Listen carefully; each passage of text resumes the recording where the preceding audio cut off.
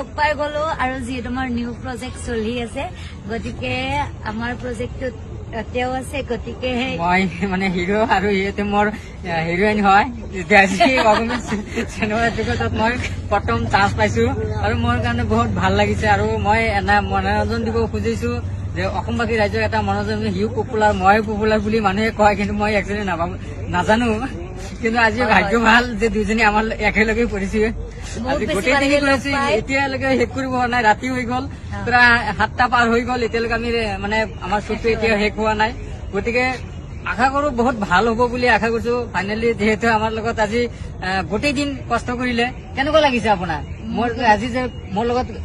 শ্বুটটো কৰিলে কেনেকুৱা লাগিছে মোৰতো বহুত ভাল লাগিলে ইমানখিনি মানুহ আহিছে ভাল লাগিছে আৰু বহুত আৰ্টিষ্ট বিলাক আছে এই চিনেমাখনত গতিকে সকলো আদৰি ল'ব বুলি আশা থাকিলে আৰু মই সেইটোৱে বিচাৰো যাতে সকলে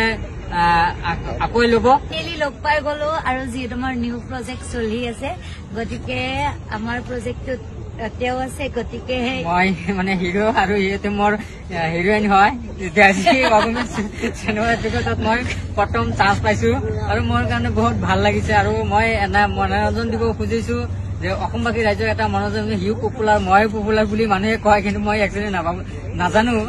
কিন্তু আজি ভাগ্য ভাল যে দুজনী আমাৰ একেলগে পৰিছে আজি গোটেইদিনে কৰিছে এতিয়ালৈকে শেষ কৰিব হোৱা নাই ৰাতি হৈ গল প্ৰায় 7টা পাৰ হৈ গল এতিয়ালৈকে আমি মানে আমাৰ শ্বুটটো এতিয়া শেষ হোৱা নাই গতিকে আশা কৰো বহুত ভাল হ'ব বুলি আশা কৰিছো ফাইনেলি যেহেতু আমাৰ লগত আজি গোটেই দিন কষ্ট কৰিলে কেনেকুৱা লাগিছে আপোনাৰ মোৰ আজি যে মোৰ লগত